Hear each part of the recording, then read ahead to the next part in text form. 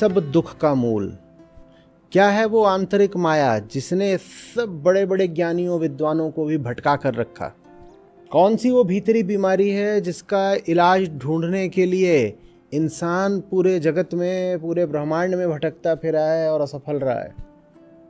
बहुत एक छोटी सी चीज, मैं अधूरा हूं, बस यही, इतना। इसी मान्यता को और भी कई शब्दों में अभिव्यक्त किया जा सकता है। मैं अधूरा हूं या अधूरी हूं, जैसे लिखना हो। मैं कमजोर हूं, मैं आश्रित हूं। जन्म का अर्थ होता है इस मान्यता का जन्म। जैसे यही बात जन्म लेती हो, मैं छोटा, मैं अधूरा, मैं कमजोर, मैं आश्रित। और एक बार इस बात ने जन्म ले लिया, उसके बाद सब खराब ही होता जाना है, उसको आप ठीक नहीं कर सकते।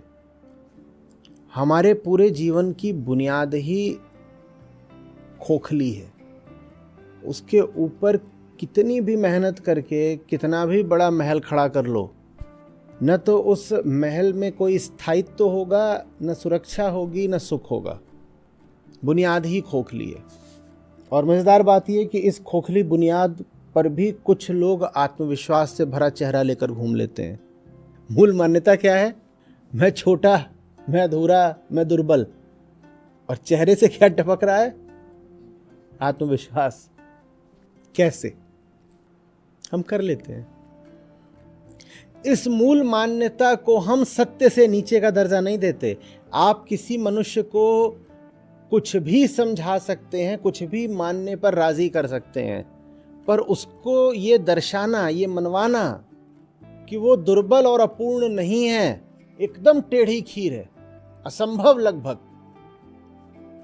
आप किसी को ये मनवाना चाहते हो कि वो एकदम हेय है, निकृष्ट है, निंदनीय है, आपको बहुत मेहनत नहीं करनी पड़ेगी।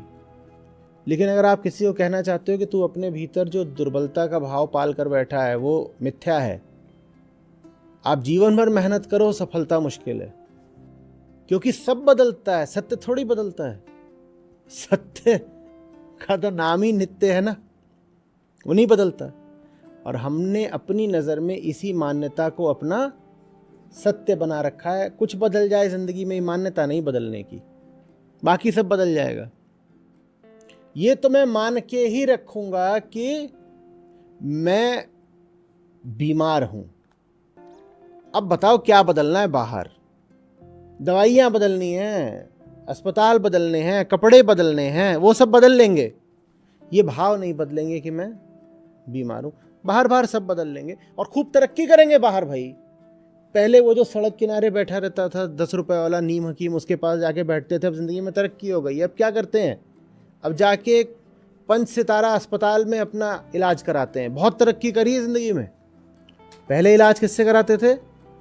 वो जो वहाँ बैठा रहता है, आइए आइए सब प्रकार की समस्याएं हम सुलझाएं। कहे तब मेरे पास कुछ था नहीं, पर आज देखो, आज मैं कितना बड़ा आदमी हूं। आज मैं सीधे BMW पर बैठ करके सबसे बड़े कैंसर स्पेशलिस्ट के पास जाता हूं। ऐसी तरक्की देखी जिंदगी में कभी? और इस पूरी तरक्की के बीच एक छोटा सा तथ्य यह है कि यह व्यक्ति बीमार है ही नहीं, लेकिन इसने जगत में पूरी तरक्की कर डाली है। देखिए, बाहरी दुनिया और भीतरी दुनिया अलग अलग तरीके से चलते हैं। बाहर की दुनिया में, माने देह की दुनिया में, भौतिक दुनिया में, किसी को समझाना, आश्वस्त करना कि वो बीमार है थोड़ा मुश्किल होता है। व्यक्ति विरोध करता है ना। आपको शरीर की बीमारी की कोई रिपोर्ट आ जाए तो आप सहसा मान नहीं लेते हो। आप कहते हो एक बार और कराओ भाई, ऐसा कैसे हो गया, ये सब इतना कैसे खराब आ गया। तो जो सहज वृत्ति रहती है वो बीमारी के प्रति अविश्वास की रहती है। ठीक है, इतने बीमार कैसे हो सकते हैं हम, ये तो हो ही नहीं सकता, इतने बीमार। और भीतरी जगत में जो वृत्ति रहती है वो स्वास्थ्य के प्रति अविश्वास की रहती है।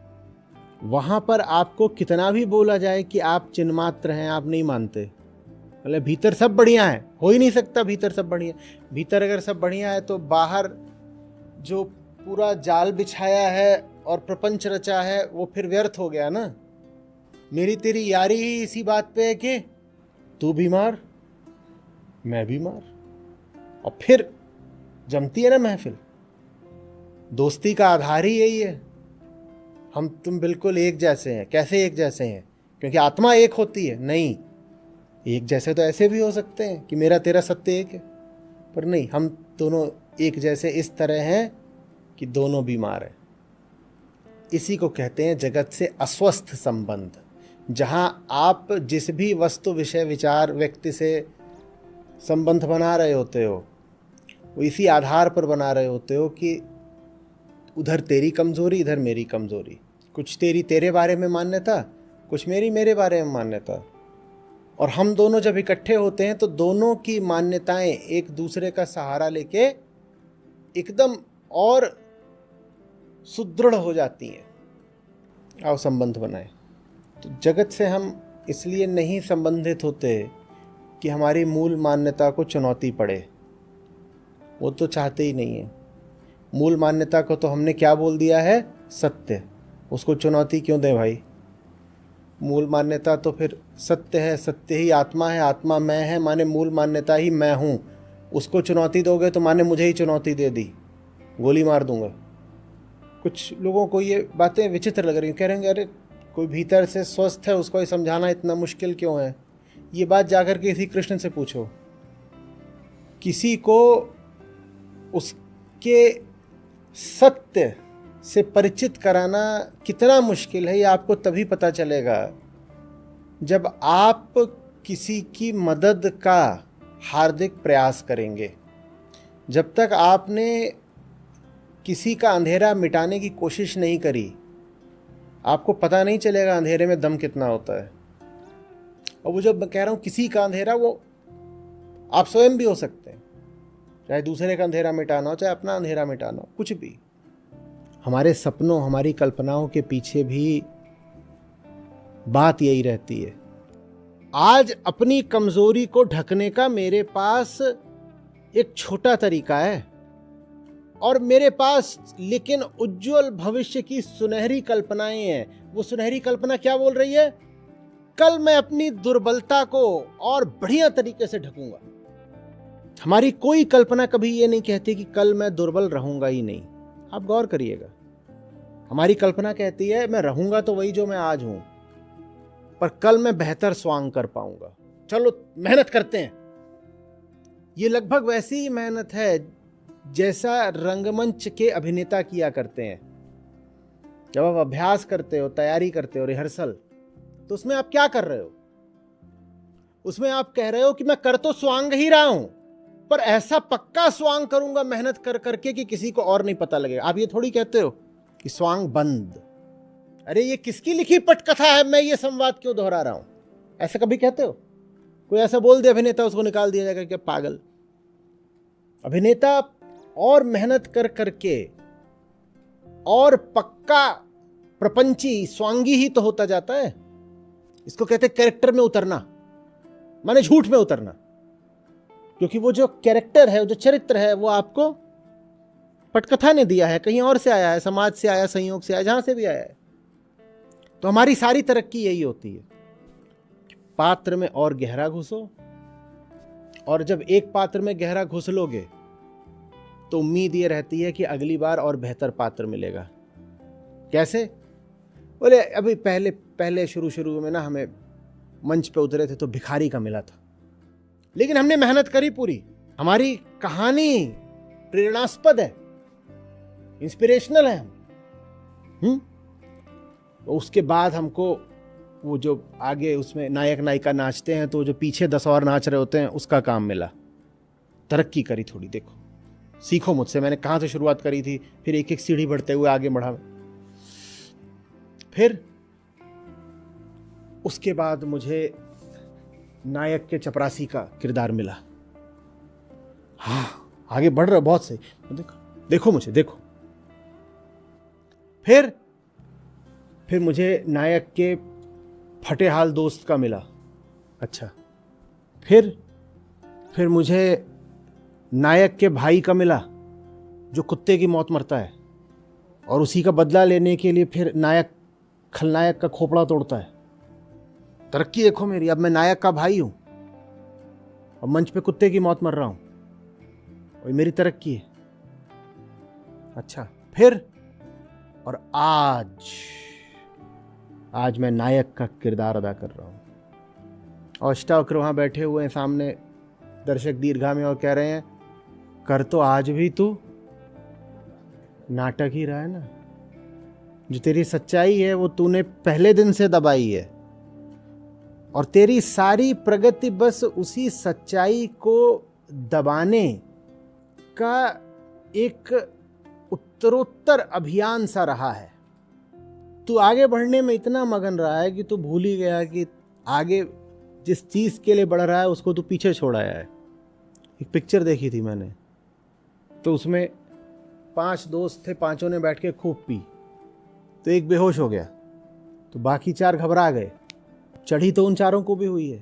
बोले जल्दी करो, इसको लेकर के चलते हैं अस्पताल। एकदम भागा भागी में जल्दी से गाड़ी निकाली एकदम, और अगले 6-8 मिनट तक यही कि किस किस तरीके से उन्होंने कुदा फदा के गाड़ी, लाइट तोड़ी, ये करा, दीवार तोड़ी, दूसरी गाड़ी को टक्कर मारी, और ले जा करके उन्होंने गाड़ी भी अस्पताल में भी दरवाज़ा तोड़ते हुए सीधे इमरजेंसी में खड़ी कर दी। दिक्कत बस एक थी, वो उसको वहीं छोड़ आए थे, वो वहीं पड़ा हुआ था। ये चारों फुल स्पीड। ये हमारी तरक्की है। तुम जिसके लिए आगे भाग रहे हो उसको तुम बहुत पीछे छोड़ आए हो। पर क्या करें, मन, इंद्रियां, ये सब भागती आगे को ही हैं। उसमें आगे भी था। अब वो वहां पहुंच गए, कुछ तो धुत हैं और कुछ लाज आ रही है। तो उनसे जब पूछा गया कि कहाँ है मरीज, कहाँ है, तो वो बारी बारी से एक दूसरे को एडमिट कराने लग गए। एक को पकड़ा पहले जो उनमें सबसे कमजोर था, यही है, इसको डाल दो। तो वो चिल्लाने लग गया, मुझे क्या हुआ है। तो दूसरे को पकड़ के बोल रहे हैं इसको कर दो, इसको। तमाम तरीके के झूठ हमको बोलने पड़ते हैं।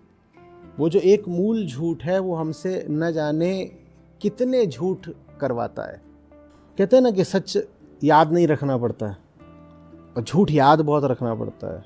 और एक झूठ अगर चल गया तो उसके पीछे उसको बचाने के लिए ही 100 झूठ आते हैं। एक झूठ को कायम रखने के लिए दूसरा बोलना पड़ेगा। दूसरे को कायम रखना है तो 4 और बोलने पड़ेंगे, और 8 हो गए झूठ तो अब 32 और झूठ बोलने पड़ेंगे। तो वो एक अनंत श्रृंखला है। वो हमारा एक झूठ है, मैं कमज़ोर हूँ, मैं अपूर्ण हूँ, दुनिया में कुछ है जो मुझे बर्बाद कर सकता है, दुनिया में कुछ है जो मुझे आबाद कर सकता है। फलानी घटना अगर घट गई तो धन लक्ष्मी भाग्य वर्षा कर देंगी, और फलानी घटना अगर घट गई तो मृत्यु तुल्य कष्ट मिल जाएगा। अष्टावक्र कह रहे हैं यही माया है।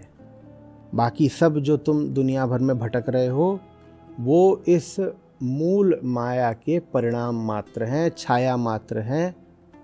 मूल माया बस इतनी सी है, अहम की अपूर्णता। और जो अपने में जितना पूरा रहेगा जगत उसे उतना पूरा मिलेगा। माया की निशानी ही यही है, भगता के पीछे लगे और सम्मुख भागे सोए। मैं अपूर्ण नहीं हूँ। न यहाँ कुछ ऐसा है जो मुझ में कुछ जोड़ सकता है, न यहाँ कुछ ऐसा है जो मुझे तोड़ सकता है। शरीर बढ़ता है, मैं नहीं बढ़ता। धन बढ़ता है, मैं नहीं बढ़ता। शरीर की मृत्यु है, मेरी नहीं है। धन की हानि है, मेरी नहीं है। यश की हानि है, मेरी नहीं है। कभी व्यवहार के नाते बोलना भी पड़ गया कि मेरा नुकसान हो गया, तो भी ये नहीं कहूंगा कि मैं घट गया। मेरा कुछ घट सकता है, मैं नहीं घट सकता। व्यवहार के नाते इतना तो बोलना पड़ जाता है, मेरा नुकसान हो गया या मेरा लाभ हो गया। मेरा लाभ भी हो गया तो मैं नहीं बढ़ गया। मैं लाभ में बढ़ता नहीं, मैं हानि में घटता नहीं। मैं वो हूं। लाभ हानि चलते रहते हैं। और जब मैं लाभ में बढ़ता नहीं, हानि में घटता नहीं, तो फिर मैं ये जान जाता हूं, सुंदरता देखिए पूरी बात की, कि कौन सा क्षेत्र है जिसमें लाभ और हानि के लिए जीवन समर्पित करना है। जीवन समर्पित करना है किसी क्षेत्र में लाभ और हानि के लिए, पर आपको तो लाभ हानि से कोई मतलब नहीं, यही तो मौज है। क्योंकि मुझे पता है कि आंतरिक तौर पर न बढ़ोतरी न घटोतरी, इसीलिए मैं जगत से स्वस्थ संबंध रख पाता हूं। तो भीतर से न मैं बढ़ता न मैं घटता, ये दो वो वाली बात आ गई, पहले दो, और उसी का परिणाम वो तीसरी बात है। भीतर से जब मैं न बढ़ता न घटता, तो जगत से मेरा संबंध स्वस्थ रहता है। स्वस्थ संबंध का अर्थ ही यही होता है कि मैं जान जाता हूं मुझे करना क्या है। तो पहली बात, मैं मेरा कार्य क्षेत्र या रण क्षेत्र सही चुन पाता हूं, और दूसरी बात, मैं उसमें निष्काम हो पाता हूं, क्योंकि वहां कुछ भी होता रहे भाई, मैं न घटूंगा न बढ़ूंगा। जब मैं न घटूंगा न बढ़ूंगा, तो जो कामना होगी वो बाहर बाहर की होगी। बस शुरुआत ही इसी से हुई है ना, कि देखो भाई, अब ये ना हम जीव जगत का खेल शुरू करने जा रहे हैं, पर्दा उठने जा रहा है, ठीक है। लेकिन इस पूरे खेल के दौरान ये याद रखना है कि आप जो भी करने जा रहे हो वो बस आपका अभिनय है, आपका किरदार है, वो ये भूलना नहीं है। हाँ ठीक है। तो ये तो पर्दा उठने से पहले ही तय हो चुका है कि मेरा कुछ आएगा जाएगा नहीं,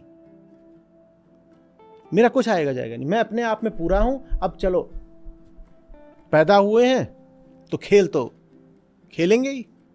खेल ही नहीं खेलना था तो पैदा काहे को हुए, तो खेल तो खेलेंगे।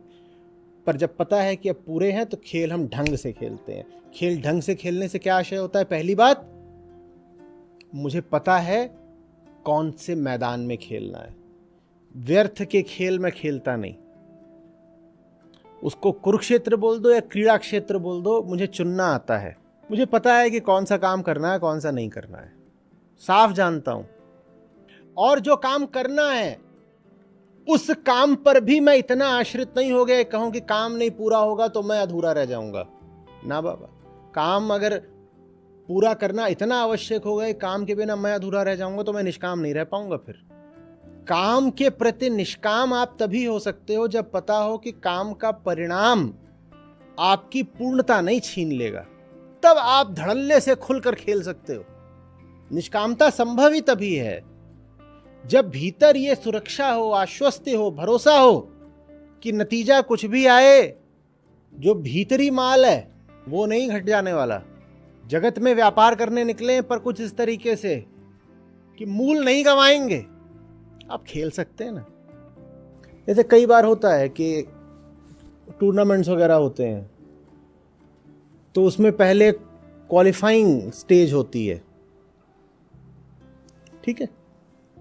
और क्वालिफाइंग में जो पहली 2 टीमें होती, मान लो क्वालिफायर 5 टीमें खेल रही हैं, फिर उसमें जो पहली 2 टीमें होती हैं वहाँ से वो सेमीफाइनल में पहुँच जाएंगी, उधर से दूसरे ग्रुप से भी 2 टीमें उधर, तो पहली 5 टीमें सेमीफाइनल में पहुँच रही हैं। और वो जो क्वालिफाइंग स्टेज का आखिरी मैच है, उसमें एक टीम ऐसी है जो पहले ही क्वालिफाई कर चुकी है। अब वो कैसे खेलती है? खोल के बंधन, तोड़ के ताले। करना क्या है? मुझे जो मिलना था वो मुझे मिल चुका है, अब तो बस यूं ही खेल रहे हैं। तो वो जो भीतर ना इटर्नल क्वालिफिकेशन है, वो नहीं हिलनी चाहिए। वही सनातन है, वो नहीं हिलनी चाहिए। जहां पहुंचना था वहां पहुंच चुके हैं, जो पाना था वो पा चुके हैं, वो कभी खोया ही नहीं था। पाना क्या है उसको? और ये सब हो चुकने के बाद अब हम खेल रहे हैं। लगभग ऐसी बात है कि ट्रॉफी उठा चुके हैं, आओ अब खेलेंगे। ट्रॉफी तो हमारी है, मैदान में उतरने से पहले ही जीत चुके हैं हम, अब खेलेंगे। ये है अष्टावक्र की सीख और वेदांती का जीवन। तो 2 लोग होते हैं, एक वो जो काम के परिणाम में सफलता ढूंढते हैं, और दूसरे वो जो काम की शुरुआत में ही सफल होते हैं। एक वो जो सफल होने के लिए काम करते हैं, और दूसरे वो जो काम इसलिए कर रहे हैं क्योंकि सफल हैं। एक सफलता होती है जिसमें आप अपने आप को सफल घोषित करते हो जब काम का मनचाहा परिणाम आ गया, आपने कर्म करा और परिणाम कामना के अनुकूल है तो आप बोल देते हो मैं सफल हो गया। एक वो सफलता है। और दूसरी सफलता ये है कि काम पर हमारी सफलता आश्रित ही नहीं है। जब आपकी सफलता काम पर आश्रित होगी तो नतीजा जानते हो क्या निकलेगा? आप सबसे छोटा, सबसे आसान काम चुनोगे, आप सबसे कम चुनौती का काम चुनोगे, आप वही काम चुनोगे जो पूरी दुनिया कर रही है, जिस काम में सबसे ज़्यादा सुरक्षा है। क्योंकि सफलता तो आपको चाहिए। सफलता किससे आनी है? आपके अनुसार सफलता काम से आनी है, जो काम आप जगत में करने जा रहे हो। सफलता काम से आनी है तो आप काम वो चुनोगे ना जिसमें सफलता की सबसे ज़्यादा संभावना हो। और सफलता की सबसे ज़्यादा संभावना किसी बहुत छोटे काम में ही हो सकती है। किसी काम जितना छोटा होता जाएगा, जितना हीन, जितना अर्थहीन होता जाएगा, उतना ज़्यादा उसमें सफल होने की संभावना बढ़ती जाएगी। तो आप सबसे छोटा काम चुनोगे। जो काम में सफलता खोज रहा है, पहली बात तो उसे विवश होकर छोटा काम चुनना पड़ेगा और उसके बाद भी उसकी धुकधुकी लगी रहेगी, धड़कनें तेज रहेंगी। अगर मनचाहा परिणाम नहीं मिला तो हाय मेरा क्या होगा। काम से सार्थकता नहीं लानी है, काम को आपकी सार्थकता से पैदा होना है। मैं सफल हूं इसलिए मैं सही काम चुन रहा हूं और अब मैं खुलकर खेलूंगा। अब मैं खुलकर खेलूंगा। जब आप खुलकर खेलते हो तो एक विशेष बात होती है, वो तुलना में समझिएगा। जब आप छोटे काम को परिणाम की दृष्टि से करते हो तो आपके लिए बेहतर से बेहतर क्या हो सकता है कि आपने एक परिणाम चाहा था और परिणाम आपको मिल गया। और छोटा काम है तो उसमें जो इच्छित परिणाम भी है वो भी क्या होगा? छोटा ही होगा। तो बहुत भी मिलेगा आपको तो क्या मिलेगा कि कामनानुकूल एक छोटा परिणाम मिल गया जो आपने चाहा था, ठीक है।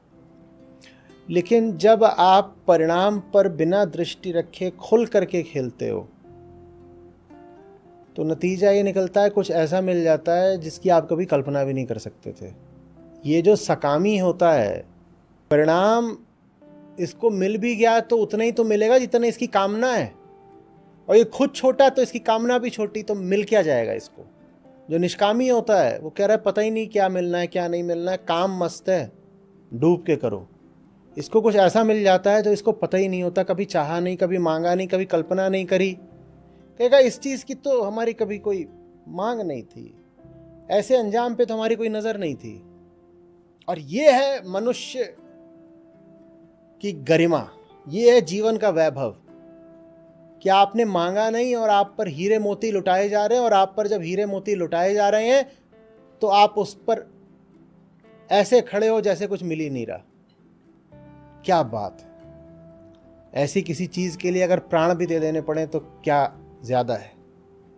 आप बिना मांगे खेले और ऐसा खेले, वाह क्या गजब खेले कि हीरे मोती लुटाए जा रहे हैं आप पे। और जब आप पर हीरे मोती लुटाए जा रहे हैं तो आप ऐसे खड़े हो जैसे कुछ मिला ही नहीं। आप कह रहे हो ये जो भी कर रहे हो ये कार्यक्रम जल्दी कर लो और ये सब जो है आप फैला दिया है, बढ़िया है, अच्छा लग रहा है, चमक रहा है, धन्यवाद, अब ज़रा इसको जल्दी समेट भी लो। क्यों? हमें खेलना है। ऐसे में जिसने हीरे मोती लुटाए भी होते हैं ना, वो भी धन्य हो जाता है। वो कहता है बिल्कुल सही चुनाव करा मैंने, बिल्कुल सही व्यक्ति पर जीवन की संपदा लुटाई है। अगर इसको मैं देता और लेते वक्त उत्साह से और आह्लाद से इसके हाथ काँप रहे होते तो सिद्ध हो जाता कि मैंने गलत व्यक्ति को दे दिया है। ये जो इसकी उपेक्षा है, ये जो इसकी बेपरवाही है, वही साबित कर रही है कि यही हकदार था सब संपदा का। और ये जीवन का बड़ा विचित्र नियम है। आप इसको जितना समझ लें जल्दी और गहराई से उतना अच्छा है। नहीं मांगोगे, जीवन आप पर सब कुछ न्यौछावर कर देगा। और भिखारी की तरह कटोरा लेके कल्पोगे तो आपका कटोरा भी छीन लेगा। सबसे ज़्यादा व्यर्थ जीवन उस व्यक्ति का है जिसके चेहरे पर हमेशा दीनता का भाव रहता है। मैं कमज़ोर हूँ, मैं छोटा हूँ, मैं कायर हूँ, मैं बीमार हूँ। और ये बात बड़े दुर्भाग्य की इसलिए भी है क्योंकि ये भाव आपकी विवशता नहीं होता, आपका चुनाव होता है। क्या है? जीवन के सामने डट के क्यों नहीं खड़े हो रहे? मेरा नाम झुन्नू लाल है, मैं क्या करूं? क्या हो गया? दर्द हो रहा था। और कहाँ? और ये दर्द ही दर्द है। तेरी छाती में दर्द है, वहां पर झूठी मान्यता का कांटा, शूल घुसा हुआ है, और कहीं नहीं दर्द है। वो शूल निकाल दे, बाकी सब दर्द हट जाएंगे। ये जो दिन भर नाटक करता है, नाटक करने की जरूरत नहीं रहेगी। देखे हैं लोग? नहीं देखे हैं? उनके चेहरे से ही लाचारी टपक रही होती है। राजनीति में और सरकारी कार्यालयों में ऐसे लोग ज्यादा पाए जाते हैं। आप जाइए, वहां मिलेंगे। उनका कुछ भी असली नहीं होता, ना उनका सुख असली होता, ना उनका दुख असली होता है। उनके पास स्वयं को दिखाने के लिए मजबूरियां होती हैं और दुनिया को दिखाने के लिए चापलूसियां होती हैं। जो कमज़ोर है वो और क्या करेगा? दुनिया की तरह तरह से चापलूसी, और चापलूसी में उनकी महाभारत होती है। उनके सामने कोई आदमी खड़ा हो जाए जो किसी भी स्तर का है, तुरंत चापलूसी शुरू कर देंगे। दुर्बल हूं ना, मैं क्या करूं अब? और फिर वो अपना पूरा जो समाज है वैसे ही बना लेते हैं। झुन्नू लाल का यार और कौन होगा? टुइयां लाल। और ये सब अपनी पूरी मंडली बना लेते हैं और एक साथ ही घूमते हैं। इनको एक साथ रखने वाला सूत्र क्या है? मैं अपूर्ण हूं, मैं दुर्बल हूं। जीवन में इन्हें कोई सुख नहीं होता, पर एक चीज होती है जो इन्हें थोड़ी देर के लिए तृप्त जरूर कर जाती है। जब ये किसी दमदार आदमी को हारता देखते हैं, जब ये किसी योद्धा को टूटता देखते हैं, तो इनको थोड़ी देर के लिए खुशी मिलती है। और इनके लिए इससे ज्यादा दुख और ईर्ष्या की बात नहीं होती कि ये देख ले कोई जिंदगी की लड़ाई अपनी शर्तों पर सच्चे तरीके से लड़ रहा है। ये इनके लिए बड़े दुख की बात होती है। ये उसकी निंदा करेंगे, भर्त्सना करेंगे, 100 तरीके से उसको गिराना चाहेंगे। इन्हें अगर कहीं भी मीडियोक्रिटी दिख जाती है तो ये जोर से हंसते हैं, बहुत प्रसन्न हो जाते हैं। और इन्हें अगर कहीं भी उत्कृष्टता, एक्सीलेंस दिख जाती है तो ये एकदम तनाव में आ जाते हैं। सब कुछ कुल किस लिए? ताकि भीतर की अपनी मान्यता बची रहे। क्या मान्यता? कि जीव कमजोर ही होता है, और ऐसे में अगर कोई जीव दिख जाता है बली, सुदृढ़, मजबूत, खड़ा हुआ, अड़ा हुआ, तो इनकी मान्यता का झूठ उघड़ता है ना। ऐसे व्यक्ति को फिर पसंद नहीं कर सकते। समझ में आ रही है बात? ये है मेरा पैसा कम है, मैं कम,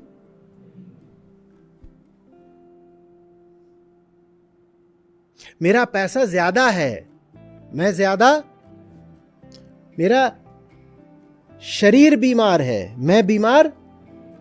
अष्टवक्र कह रहे हैं इंद्रजाल, कल्पना लोक। सच क्या अब कल्पनाओं से भीख मांगेगा अपने आप को पूरा करने की? जगत इंद्रजाल, मैं चिन्मात्र। क्या डरना, क्या मांगना?